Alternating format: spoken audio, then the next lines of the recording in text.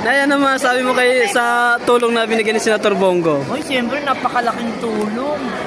Napakalaki. Maraming salamat po, Senator Bongo.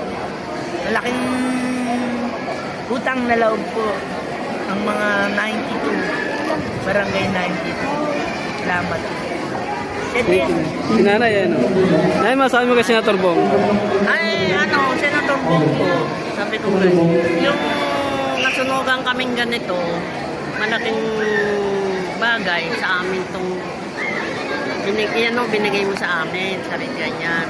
Kahit sa, at least, isang tulong sa isang senador na nakapagbigay sa amin. Thank you. Okay na. Kayo na, ano masabi niyo kay Senator Bongo?